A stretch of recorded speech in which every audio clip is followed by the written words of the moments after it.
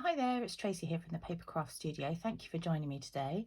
This is the first card, the second video for my Trimming the Town Christmas special.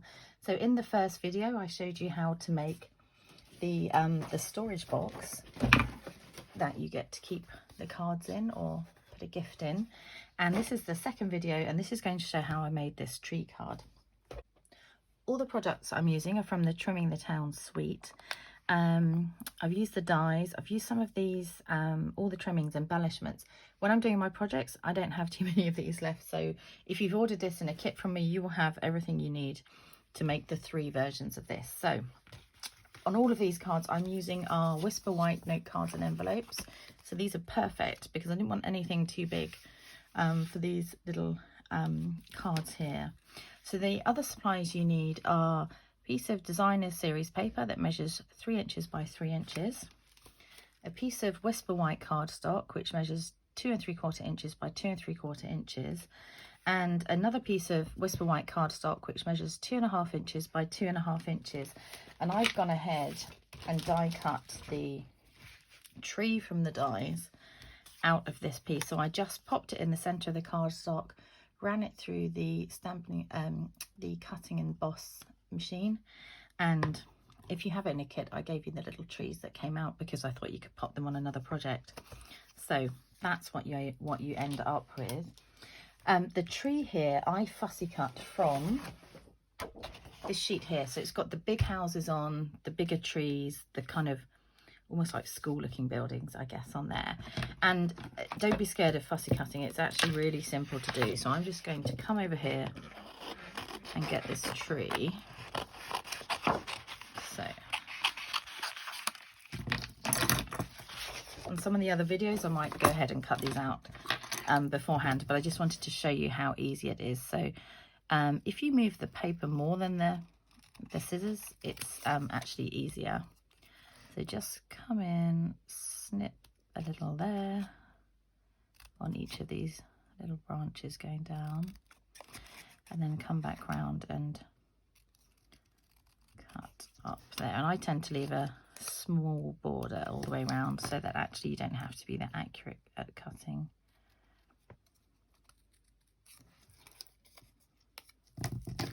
Here we go, around the tree trunk. Just snip either side of there. You can tidy this up. You can obviously take more time as well. And then just the same the other side. So you're just, like I say, move the cardstock, and it actually makes it much easier to cut. Not cardstock, is it? It's paper. There we go, and just snip across here. So it actually doesn't take too long to cut that out, and you can do that while you're watching the TV or, you know, listening to music or whatever.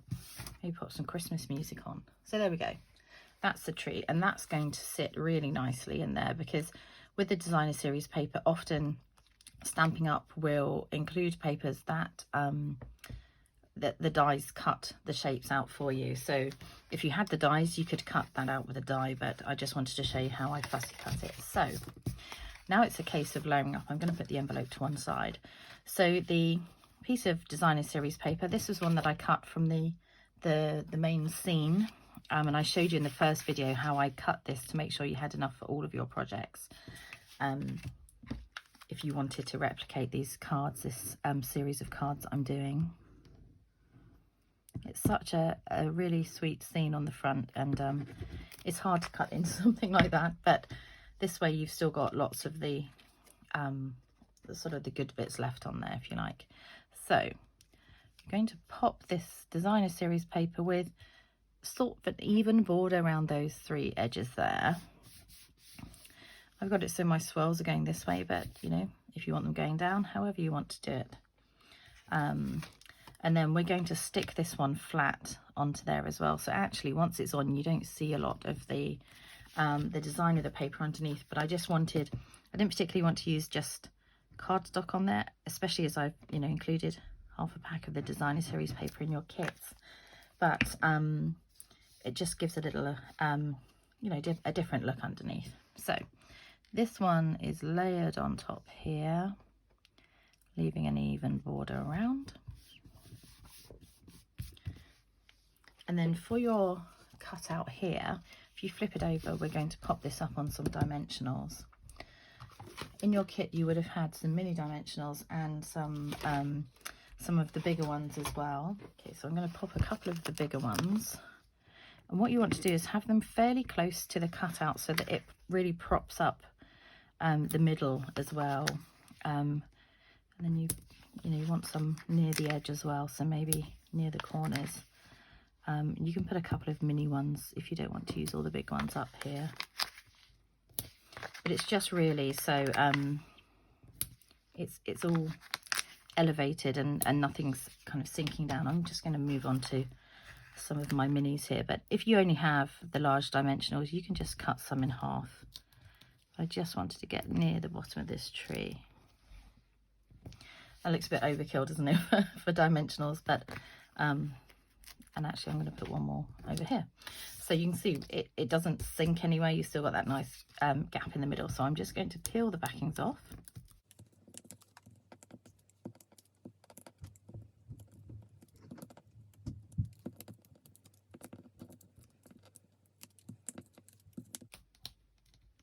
Okay, so that's all the backings. I'm really sorry if you can hear stomping around upstairs. My girls are getting ready for bed, and they know I'm videoing, but I think they think they're like little mice walking around up there rather than the stomping that's happening. So it's happy stomping. They're not miserable, but I don't think they realise how loud they're being. Okay, so I've just got a little bit of extra tree up here that I don't really want. So I'm just going to snip that off. What we're going to do, we're going to sink this one down into the gap here, and I found it easiest to put some glue in this part.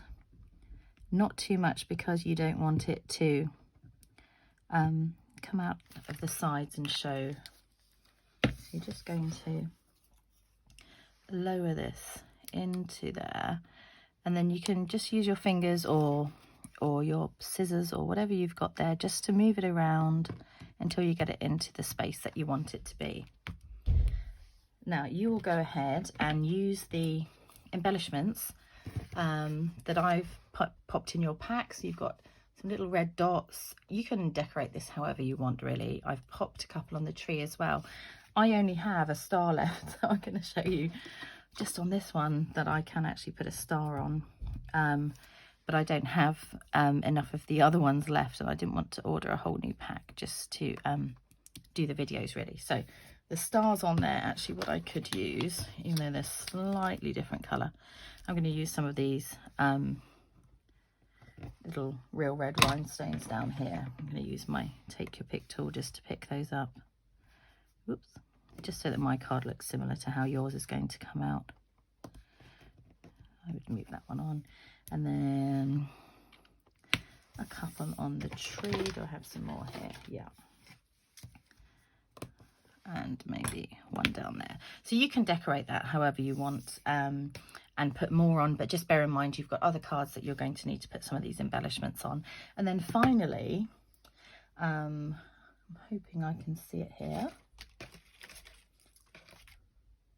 I'm going to find the Happy Christmas on one of these sheets here. That's the one I want to. I just wanted something small and red to go on there. So if you have another sentiment, or if you want to put a blue one on, it's your card to do however you want to. So snip either side of there. If you find, and especially where I've cut quite a few of these, and I try to be really accurate if they're in your kit, but you've got a little bit of colour underneath, just give it a little trim as before you stick it on. Okay, so some glue under here. I really like these cards where you sink an image down into, is it called like an aperture, I suppose, really? Is it an aperture? I'm not really sure if that's the right word. I'm going to call it that. That's my word for it. Okay, and then I've just popped that across there. Again, you can put it on the bottom wherever you want, but there we go. That's the first of the cards, all made, all simple. See you for the next one. Bye.